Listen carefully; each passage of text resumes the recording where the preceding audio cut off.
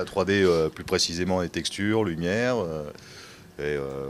Voilà, enfin, c'est mon rôle principal. Après, évidemment, ça déborde dans d'autres domaines, aussi bien sur la modélisation, un peu d'animation, des choses comme ça. On peut aussi bien aller du côté du trucage, des effets spéciaux, aussi bien du game design, normalement c'est la vocation première de la formation, faire donc du jeu vidéo, ou alors du film d'animation, film publicitaire, enfin tout ce qui a trait à la 3D, étant donné que c'est un média qui est très ouvert sur pas mal de disciplines.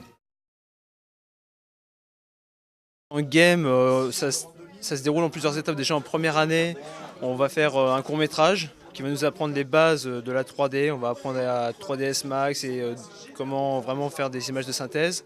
Après, une fois on a acquis ça, on passe en game 2, où là on va commencer à faire de la 3D temps réel, qui est plus difficile parce qu'elle demande vraiment à être efficace et surtout à toujours donner le meilleur rendu possible. Et après, donc on va pouvoir passer en Game 3. Donc là, on travaille en Game 3 sur le moteur Unreal, donc sur l'éditeur Unreal. On fait tout de A à Z, donc tout ce qui est les phases de recherche, le scénario, le storyboard, les recherches. Donc voilà, donc on est obligé de passer par là, même pour le jeu vidéo, d'abord faire des recherches, mettre à plat, dessiner, savoir un peu dans quel univers on va faire notre jeu.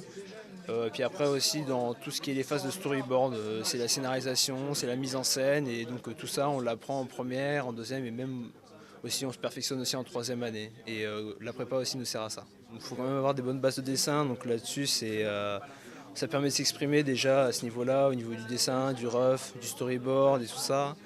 Et après voir sa réalisation une fois de l'avoir passé sur papier, de l'avoir à un écran en train de bouger en 3D, c'est quand même assez magique, quoi.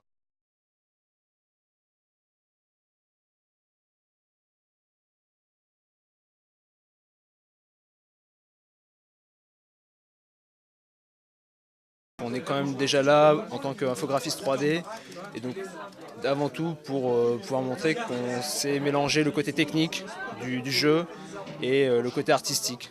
Voilà.